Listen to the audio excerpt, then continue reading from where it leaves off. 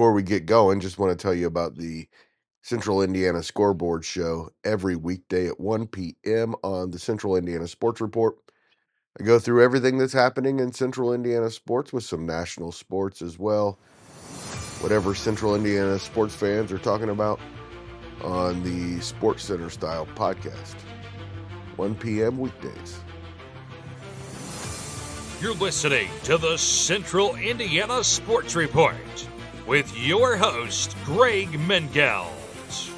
Welcome, Pacers fans, to the Central Indiana Sports Report. Not the best night in Pacers playoff history by any means. Before we welcome our guests, Mike Rich and Ryan Robinson, let me do our 15-second recap. It was a really good second quarter for the Pacers. They led 57-47 behind a really good first half from Pascal Siakam. Then Milwaukee outscored the Pacers 39-18 in the third quarter and just kept pouring it on in the fourth, and it was over. What do you guys say, like 4 minutes left in the game? 5? 6. Yeah, something like that. Yeah. When it was 12 points with 6 minutes to go, it was over. 117-101 Bucks, and Game 5 is now necessary. Mike, you are our Pacers guy. Let's start with you. Your initial thoughts. At least we didn't get beat by Orlando tonight. That's a plus. And the Celtics got beat by Orlando, so that was nice to see. No, I kind of expected, Milwaukee to come out and they were going to come out strong for their home fans. They played well. They played like what got them to the playoffs. I mean, they hit threes. They just didn't miss. Everybody was hitting. Green was hitting. Lillard was hitting. I mean, the one positive I really take from this game, even though we got blown out, is we had a lot of open shots that we missed, and those are open shots that normally we're going to hit. And I'm not too worried. I think we're going to play a much better game. The second game in Milwaukee, and I think we'll be fine, and I think it's going to be more competitive, and I'm hoping we walk out of there just 1-1 in Milwaukee and come home and take the series. Yeah, I'm not going to get too worked up over this loss because how many times have you seen in the playoffs the home team comes back down 0-2? That Game 3 is so hard for the road team to win. And the Pacers, I know they had a 10-point lead. They're at halftime, but the Bucks really played poorly, and the Pacers could have had a 10 or 15-point lead when it was tied a couple times. They're at 23, and then again, I think at 34. And I'm sitting here watching all the bad shots and Milwaukee not being able to score, and the Pacers just couldn't capitalize on that. So I know we had a 10-point lead at halftime, but we could have been up 20 at halftime if we'd hit some of those open shots. And Miles Turner, he was awful. Yeah, Brick City. Couldn't hit the rim. Well, I think he was 0 for 9 and 0 for 6 from threes, and I know 2 or maybe 3 3-point attempts. He didn't even hit anything. I don't know what was wrong with his shot tonight, but if you're going to do it in a game, do it in a game 3 while you're up 2-0. So I'm not going to panic yet. Yeah. Really, a wasted great performance by Pascal Siakam. That guy is a gamer. He played awesome and so desperate. And they mentioned earlier in the broadcast when I think Mathurin came in and put up a quick 6-8 points. They mentioned the Pacers bench and how they're capable of scoring. Certain individuals. I don't know how many they said that have had 30-point games, and there's probably 7 Pacers capable of dropping 30 in a night. And so as fans watching most of the time, we don't get surprised by that, but we're really deep, and we got 7 guys that can hit the 3. But tonight, it just wasn't happening. Mathurin tried to come in and give us a spark off the bench, but T.J. McConnell was ineffective, and he usually comes in and you can just guarantee he's not going to turn it over. He's going to get you 5 assists, 8, 10, 12 points a game. And Toppin was the leading scorer off the bench. I mean, and Toppin's one of those guys that can come off the bench and score 25, 30 points. I think it got in Mathern's head. I think the that foul from on Giannis that he got kneed pretty good. I think that got in his head, and I think the tech got in his head. I think the game was over when it was 63-63. I mean, the Pacers were up 12. They come back, and you're just watching it at the beginning of that third quarter, and it's just like, come on. And you just knew it was going to come. You knew they were going to, they were going to pour it on, and then they just weren't missing. They were drilling everything, and but our bench was not what it typically is. I mean, 0 points from McConnell, but no, our bench was just not.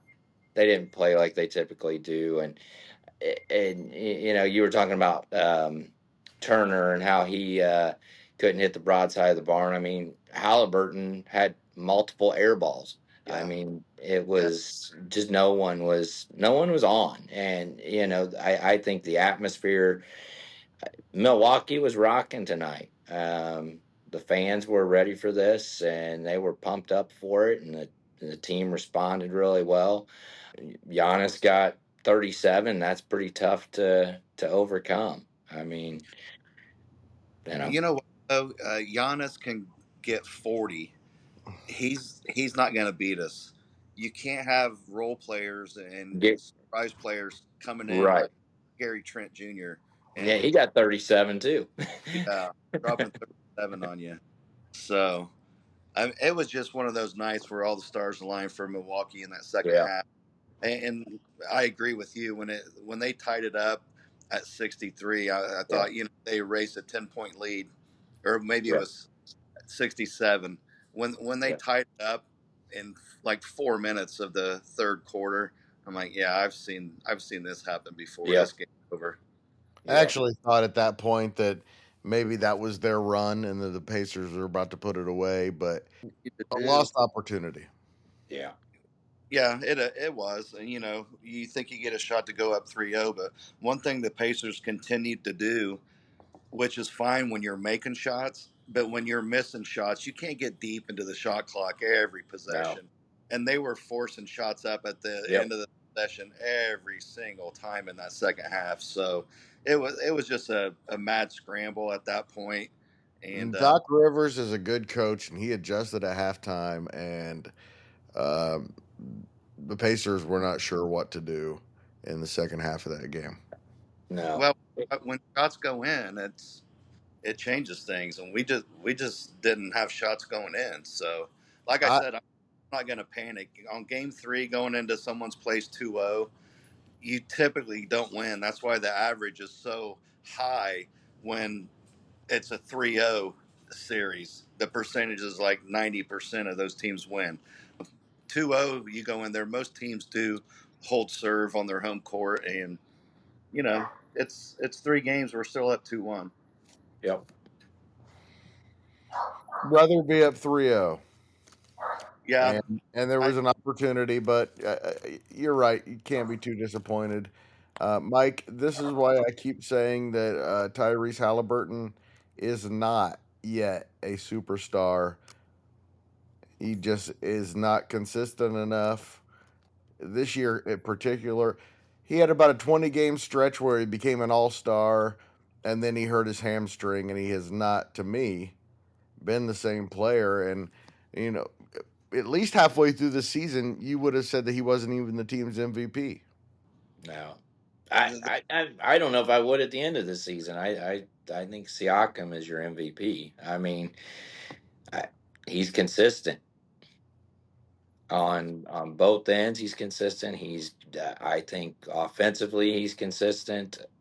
You know, um, And Halliburton has not been. no, no, there's Too games many when nights like this. you watch him and you think, dang, I get it now. That's why this kid's the future. And then you watch another game that could be the very next night, and you think, how do you Where make the is Olympic team? where is he? yeah, Yeah, yeah, it's yeah, really. But the good There's thing even a game there was even a game maybe late in the season where he didn't score in the first half, and they were like, at least he had 6 assists, and I was like, I don't remember any of them. I You know. know, he barely had any effect on the game No, positively in the first half.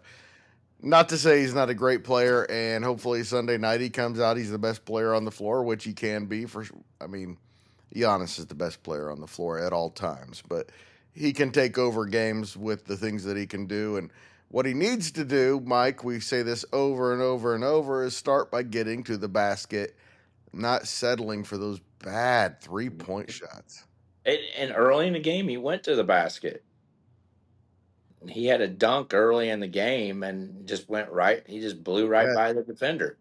that was the I point where it looked like maybe it was going to be 3-0, and this Right. he just had nothing for the Pacers. and I see him too many times when he does drive to the rim. He leaves his feet with no plan. Yeah, Mm-hmm. that's about every one of his turnovers is because he leaves his feet with Yep. with no idea of what he's going to do next. So, Leaves his feet, and it's an oh shit moment. What do I uh, do? And but how many times did Lyle Robinson yell at you, "Don't leave your feet without a plan"? quite a few. I remember him. That's funny. Yeah, My for dad always sure, saying something about the fundamentals. Mm. all the time. They got to defend against the freaking three. I mean, I thought they rebounded all right, but I just think Milwaukee was just hitting everything in that second half. Um, There's only one way you can defend the three, and that's to give Giannis what he wants. yeah, And those are open lanes where he does whatever he wants. yeah. Yeah, Let Kind of Giannis score. You controversy can't have on somebody else. You can't have somebody else score 37 points. I mean, somebody that you don't expect. I mean, you can't have Lopez or Gary Trent. I mean, if we sat there and thought about it, you'd think if who's going to score as much as Giannis, you're going to say probably Lillard. And when Gary Trent Jr. scores 37 points, that's just not expected. I don't think Dame's 100%. No, he's not. His shot and his legs just aren't there. I don't think he's 100% still, but he's going to get a couple more days rest, and he's a great player, so he might figure it out by Sunday night. And but he wasn't a factor tonight at No, all. no, not at all. I don't know what his shot percentage was from the field, but he missed several shots that he normally would hit. I think the key to game four is, I mean, we hit the open shots that we had tonight. I mean, you hit 50% of the shots that you had open tonight, that it's a different game. They let some go right at the rim as well. Yeah, they would have won tonight if they shot it better. So, but they Hmm. didn't. And now we go on to game four, and I still think the Pacers will win the series. It's going to be 4-2. I sure hope so. I still think the Pacers win the next two. I think this certainly gives Milwaukee hope. You win the next one at home, you steal one, and then you're on the verge of stealing the series. And they've got the best player in the series. Like I said before the series, when I pick the Bucks to win it, I usually like the team with the best player. This postseason has definitely been not the case with that philosophy. All the best players seem to be losing in the playoffs this year. It shows how deep the league is. I'm Uh, I'm I'm pretty confident with the Pacers going back to Indiana though, holding home court. I Yeah. think but the second best record since the All Star break at home, and the Pacer fans always show up. That's always a great atmosphere for basketball. So I but think once we get home, we probably wrap it up. I think the Bucks might win Sunday night, and then we'll take the next two at Indy. no matter where the game is, Giannis is the best player on the floor, and so I'm always concerned about him. He's like not quite to this level, but like Shaquille O'Neal was, and he can just take over a game at any time. Yeah, but he's not getting any help until tonight, and it was a guy that normally doesn't even start. That's why Yeah. they made it look easy the first two games. So if Giannis gets some support from one or two more guys, it's the Pacers they'll have their hands full. But the first two games that didn't happen. Yeah, where's Lopez been? He looks bad. Even Yeah. the studio broadcast said Jalen Rose says this guy he doesn't even look like a starter anymore. I don't understand Wow. what game, but I mean, last year, I mean, he's the one that was, you know, I thought he was the biggest threat against us. I mean, if he did well, I mean, we were in trouble. All right, a couple of side issues I want to talk about. First is, um, and feel free to speak your mind. The fans of teams not being able to see playoff games in their home regions has become a bad trend across the country. The NBA, at times, especially in concert with Ticketmaster, sometimes acts like it hates its fans. And your thoughts on the television situation? I don't I don't really have one because I got a Fire Stick that I jailbroke and I watch whatever I Oh, want. so So, but we'll cut that out, yeah, Mike. cut. Am I allowed to curse in this podcast? Yes, let's not use the F word, but yes, Were you not able to watch the game because it was on NBA TV? No, I have had yeah, Bally's, I've had we had FanDuel, to buy that stupid shit. 19.99 a month for a year each year. I mean, so this year I was like, okay, and I didn't look ahead or anything like that, but I once the season was over, I was We're like, not well, these games are recording. going to be on. Say what, Greg? We're not recording right now. Oh, we're not. Do you want to record? No, let me know when you want to record. But Oh, you can record. I'm not going to say anything illegal. okay, um, no, I know, but I didn't want any of this in, is what I was saying, and I want to pause Oh, before we go again. And oh but shit. Well, but but feel no, free to say what you want. Please, no F words or being vulgar. But other than that, I don't really care. I, Um, and if you use an F word, I'll just blink it out. So I go won't. for it, Mike. Your true opinion. Hold on, let's do that again. Mike Rich, I want your true thoughts. No, don't hold back on how you feel about the NBA's treatment of this television and how it treats its fans. I think it's Hold on. As fans who go back, fans of the Pacers who go back to freaking Clark Kellogg and Herb Williams and Vern Fleming, there you go. There you go. I cannot stand it. I think it is freaking ridiculous. criminal. Um, I think it's criminal. I have paid the extra money. And it's it you know I would pay it. But it's still just ridiculous. And what frustrates me about it, I cannot stand the Bally app. I cannot stand the FanDuel app. I've lost where I couldn't see games after the games were over when I want to go back and recap them or whatever. I've What you I paid for. what I paid for. I travel quite a bit, and I'm all over the country, and I'd like to be able to watch the Pacer games wherever I'm at. Can't watch the games wherever I'm at. My son buys NBA TV, and we think, oh, okay, maybe I can get rid of the Bally's or the FanDuel app. Hell No, no. you're The blacked Pacer out. games are still blacked out. So I'm like, so I pay for this app to get these games to watch every night religiously. I've watched every game this year, and it's just ridiculous, and it's ridiculous for yeah, they're selling out. Come on. I mean, there's no tickets available, and if it wasn't a sellout, maybe black it out. But God, Yeah. let the fans.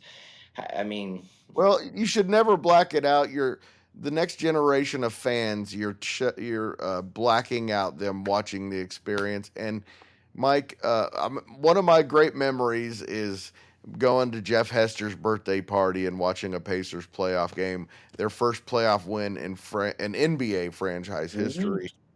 If they blacked it out, you I wouldn't have wouldn't been a have Pacer that fan. experience. I would Lost be it. less of a Pacers fan today Yeah. because that was one of the days that cemented me as a Pacers fan. I mean, and that's probably the biggest failure I got is my son's a damn Lakers fan, You and it's are a probably because he very can't strong watch the father. fucking Pacers. Sorry, All right. because he can't watch the Susie, Pacers. Susie will post. But yeah, I mean, LeBron's on every other night, and growing up, who was on every other night? Michael Jordan was on every other night, and the Pacers were on Yeah. every night. And a lot of our friends were Michael Jordan fans and Yep. Bulls fans, that's for sure. Yeah, and I One mean, can you one thing though. imagine? Sorry, Mike. No, go ahead, Ryan. I was just gonna say one thing. Those big network apps are doing, like NBA.com, MLB.com, is when you're buying their package, they're regionalizing it, and you don't know that until you commit to it. It's Uh, crazy. And then just for getting the money back is impossible.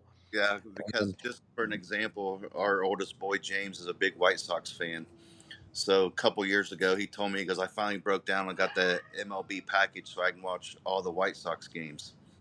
Well, the address that he used at the time, that was the closest zip code region, so he wasn't allowed to watch any White Sox games. He could Right. get crazy. other games, and he paid like $2.99 for it. Same And thing with me and the Pacers one yeah, year. yeah, they paired it. They paired it with another offer, so he couldn't get out of it.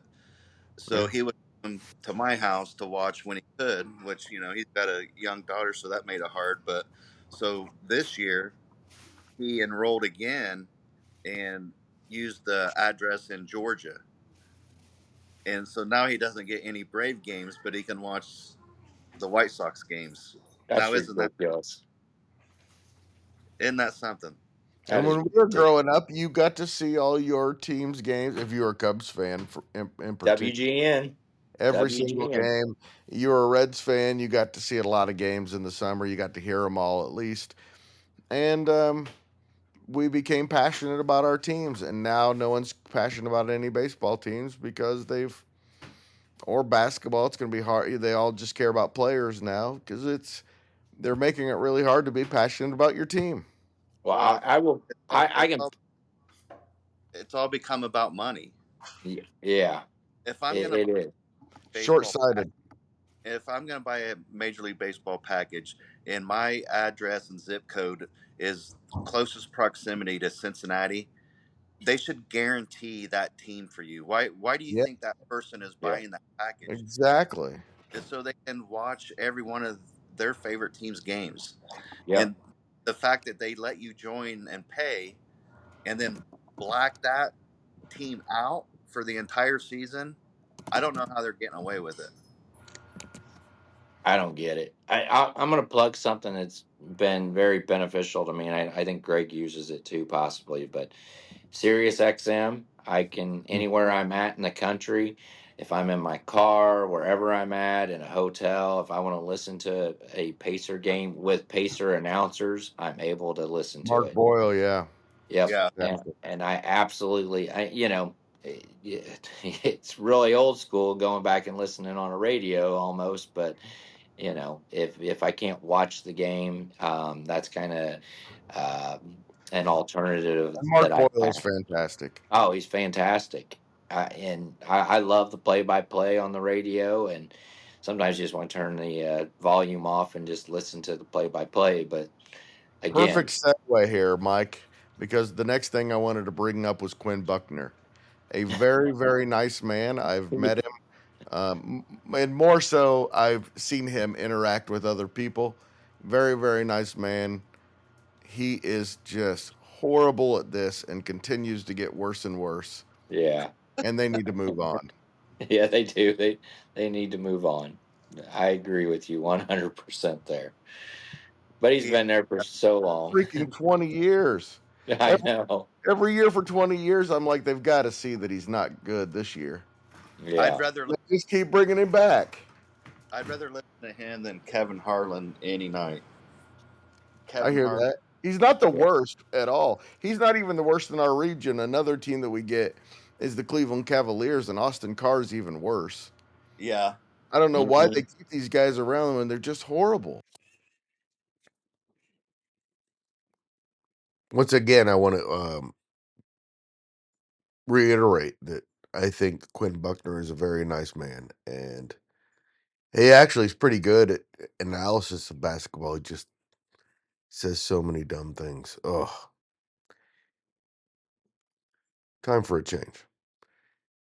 Thank you so much to Mike and Ryan for joining the Central Indiana Sports Report, and to you for listening. Always appreciate it. If you like these segments, please share them with your friends and family. We would appreciate your help.